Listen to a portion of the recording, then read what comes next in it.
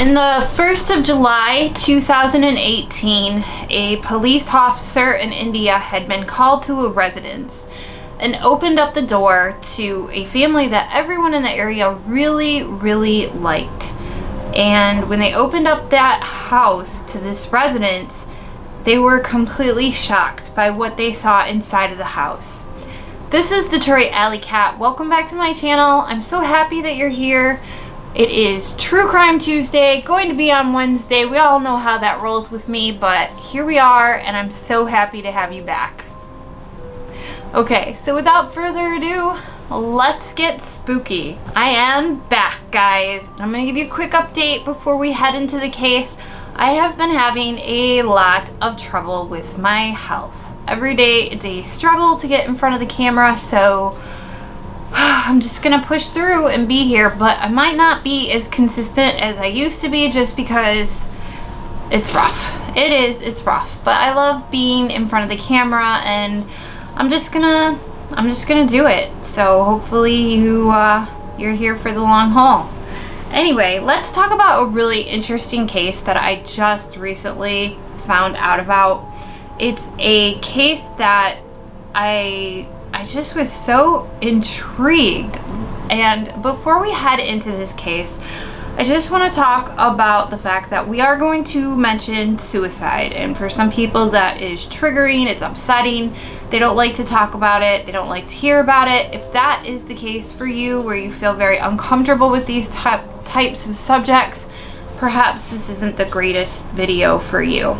But for those of you that are curious about what I'm going to talk about, we're going to talk about this family. This family is the Chundawat family. I hope I'm saying it right. I feel like I am, but this is another culture we're talking about. So some of the countries, some of the things can be pronounced kind of funny for me because I am American, so I apologize if I mispronounce anything. But the Chundawat family was a family that actually lived in a rural area. They were farmers and they did really good in this area, but they had decided, the matriarch, the father of the family, decided that he wanted to go to the city and actually open up a store. And he decided that he was going to move his family there, and that's what he did. The area that they were farming in was a area called Rajasthan. See, that's just those that I know I said that wrong, and I know there's gonna be somebody from that area that's gonna be like, excuse me, and I get it, I said it wrong, I know, I got it. But they actually moved to another area called Burari.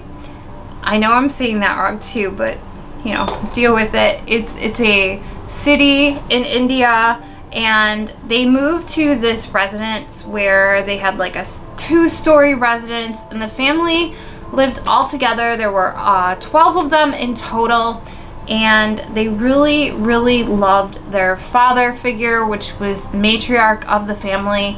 But unfortunately, one day he ended up passing away, and he ended up passing away because of completely natural. There was nothing that was like foul play or anything weird. It was just natural causes, and that's what happens. Eventually you pass away. And the family was very sad. They were having a really hard time because they loved their father, and they kind of felt in a deep depression. But fortunately, one of the father's sons, his name was Lilith, decided that he was going to help the family, and he was going to turn everything around, and they were going to get their stuff together. And that is what they did. And Lilith was the second son of the father. He was the second oldest. I'm going to run through the entire family for you so you guys understand how many people lived in the house and who they were. There was Now, so this is where it gets kind of hard because I'm going to mispronounce some of these names because they are Indian and I am American. So, full disclosure ahead of time, people. The mother of the family, well, she was technically the grandmother, but the head woman in the family was Narayani Devi. She was 77 years old. Then her sons were Banesh, he was 50, Lilith, 45. The daughter-in-laws were Sanita, 48, and Tina, 42. The grandchildren's was Priyanka, 33, Neetu, 25, Manu, 23, Daru, 15, and Shivam, 15. Like I said, I do apologize if I said them wrong. They were a very, very nice family. Under Lilith's guidance, they ended up reopening their grocery store and coming in stronger, and also starting a plywood business. And these businesses flourished and they were doing really, really good. There is something to note, is that there was another son, which was a grandson, but he was the son of Banesh, and he was not home. He was living somewhere else at the time of this incident. So there is one child that was not present for what we're going to talk about. Let's talk about Lilith. Lilith was introverted. He had some kind of an accident where something hit him over the head and it affected his hearing, and because of that he did not talk very much at all. Actually, it was said that he didn't talk at all. He couldn't hear and his voice was distorted, so he just did not talk. After his father, Bhopal, the matriarch of the family, died, he ended up going to this tree and he would pray to this tree, and he would talk about how little animals would come to this tree and he would give them offerings, and he felt like this was a very special place. And something that was really interesting is that while he was praying at this tree, he told his family that his father, their grandfather, the matriarch of the family, Bhopal, actually ended up possessing him. And the reason why the family believed this is one day Lilith was at the house and all of a sudden he just started breaking out into these chants. And the entire family looked over and stared at Bhopal, stared at Lilith, like, what are you doing? And when he started doing this chants, he said to his family, well, Bhopal, my father, has come into me and he has given me instructions to give to you. And he started writing all of these instructions down in this diary. And whatever he would write down in this diary, Lilith would read to his family, and his family was to carry out the instructions of what was in the diary to the T. Now, what I think is really crazy is we're not talking about fiction. This is a real life story. So let's recap.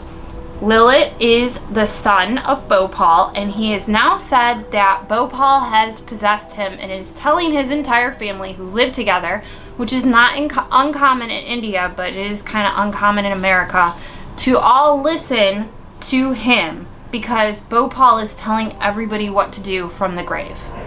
Real story. Seriously, real story.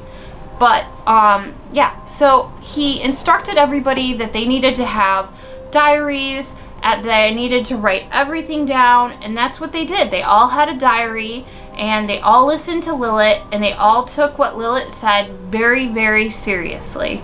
And for the most part, a lot of the things that Lilith would tell them that Bhopal was saying was like, you need to exercise, or it was finance stuff and all this stuff. But over time, they started noticing that Lilith's directions that he was reading out of the diaries seemed a little bit more harsh, a little bit more stern, and it just seemed a little more aggressive overall. And this is according to the investigation that was done after the 1st of July 2018. Now, what's very curious about what we're going to talk about is Priyanka, one of the daughters, was getting engaged to be married. So she was going to get married around November 2018. So before the 1st of July of 2018, she actually had an engagement party. You can find live footage of it, and it seems like the entire family is celebrating and they're really happy. So it's really curious as to what happened next with the family. According to Lilith, one day, his father, Bhopal, came to him and basically told him that he was going to come back. That's right, the dead father, the matriarch of the family, was going to come back, and the entire family needed to prepare for this. And Lilith explained to him that they needed to take their arms and their legs and be tied behind their backs, shove their mouths with cotton, put tape over their mouths, shove their ears with cotton, and then blindfold themselves, make a noose, and stand on a stool. And what would happen is they would have a glass of water on the counter. And when the glass of water on the counter turned color, that meant that Bhopal was going to come back and save the family.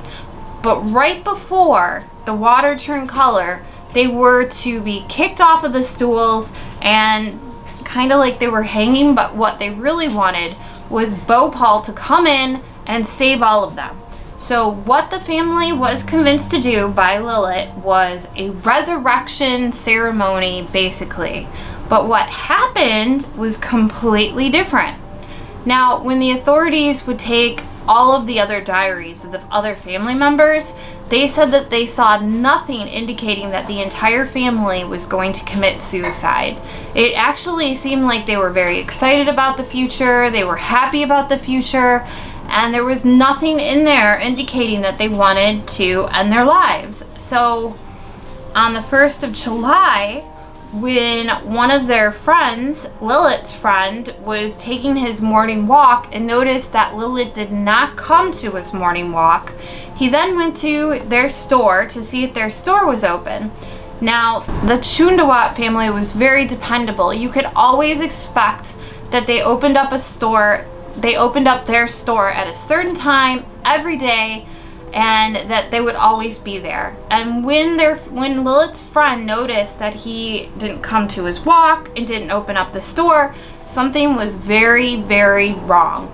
So he went to the Chundawat's residence and he basically opened up the door, and what he saw was just described as one of the craziest things that has ever happened in India ever. When he opened up the door, he saw the entire family had hung themselves in a horseshoe type, like it was a round circle, and there were 10 of them hanging there. The children, the daughters, the daughter-in-laws, the fathers, they were all hanging there. And so he ran and he went and he got the police, and the police went in there and they went inside and they discovered that the family had basically hung themselves. And upstairs, the mother, who was 77 years old, Narayani, she apparently was not able to get on one of the stools and shove all the stuff in her mouth and hang. So what happened was Lilith and Lilith's wife basically put a belt around her neck and took the belt and pulled it and strangled her, so that way she wouldn't have to get up on a stool. And instead of Bhopal coming back from the dead and rescuing them, they all died. And when they went in there and they did a full investigation of the house, they found the diaries, and they wanted to read the diaries so they could figure out exactly what happened. Now, at this time, there were other family members of the Chundawat, and they were called and they were told about what had happened at their residence, that they were all dead. And all of their family members said there was absolutely no way that they committed suicide. Lilith was extremely intelligent, and he would never convince the family to commit suicide. But unfortunately, the diaries corroborate the story that Lilith actually did tell the family, like, hey, this is what we're gonna do, and Bhopal's gonna come back from the dead and save us. And he committed that. He convinced them that that's what needed to happen. There were some very strange things that happened at the house besides the suicides. I mean, in addition, on the side of the house, there were these 11 pipes, and it wasn't a regular thing to see these 11 pipes just sticking out of the house. And there's been like different talk about they were put there because that way the spirits could escape. But Lilith's brother, or I believe it was Lilith's son, or one of the family members basically said that the reason the pipes were there is because they had neighbors and they couldn't put a window up next to the neighbors because, you know, a lot of the quarters in India are very close. And the reason that the pipes were there was because that way they could get fresh air and they could breathe better and it would be nicer. It is very strange to me that there were 11 pipes and there were 11 people living there, but it is one of the things that they tell. The diaries actually, when they were inspected, they said that Lilith had told the family that they were going to go ahead and do the act between 12 to 1 a.m. Before they did the act, they were going to do some prayers, they were going to eat dinner, celebrate, and then they were going to get ready. And also the diaries had shown that throughout like the months that the Chundawat family had practiced this ritual over and over and over again. So like every day for 2 weeks, they would come home and they would practice this ritual that they were going to do to raise Bhopal, the matriarch of the family. So the night that they did this, they were instructed by Lilith to come home at a certain time, and if anybody asked, they were to tell everyone that they were going home to go see Daddy. I think that's very strange. But what else is very strange is that that night CCW captured 2 of the family members. They were carrying back the stools from the market, the ones that they were going to use for this ritual. These family members did not look upset. They didn't look like they were preparing for death or anything. They just looked like they were bringing stools home. So I thought that this was a very crazy case. I've never heard any case where somebody said that they were possessed by their family members and then convinced the rest of their family to commit suicide, but that is exactly what happened on the 1st of July 2018. Lilith convinced all of his 11 family members and himself to commit suicide. And I just thought that that was crazy. The Priyanka was scheduled to get married in November, and there's video of her dancing and at her engagement party, and it was like literally like a month or 2 before this happened. So everyone was completely shocked and could not believe that this happened. But as I did more and more research into this case, I found out that mass suicides and mass murders in India are not as uncommon as you would think.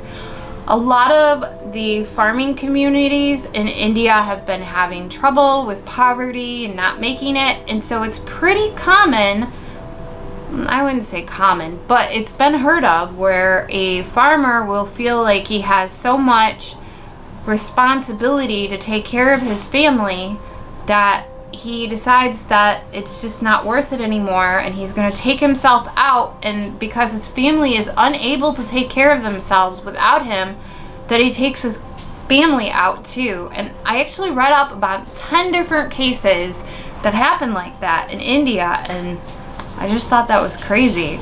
But I thought this was a really crazy case, and I thought it would be pretty interesting for you guys to hear about because, one, I don't do a lot of foreign true crime, so I felt like this was a great, unique case to hear about, and I thought it was a good case for me to talk about because I feel like I knew so much about it because I deep dived into it. I'm not going to post any of the pictures of their bodies on the YouTube, but if you Google this family, Chundawat, you can easily find their pictures because everybody took pictures of them. I don't know if you're into that kind of stuff. Some people are into that kind of stuff, but I think it's best to leave it off the YouTube. So, yeah, that's the case of the Chundawat and the son that decided that he was going to be possessed by his father and convinced his family to commit suicide. They ended up calling those diaries, or at least Lilith's diary, the death diary. another fun fact, the death diary. So I guess that's the story of the Chundawat family. It's pretty tragic. It's really sad. They seem like a great family. I hope you enjoyed this quick case. I hope you enjoyed seeing my face again. And if you did, please think about subscribing, ringing the bell, leaving a comment, telling me what you think. Did you find me annoying? Did you like it? Yeah, I'm interested in all of the above. Thank you so much for watching, and as always, stay safe and stay spooky. Bye!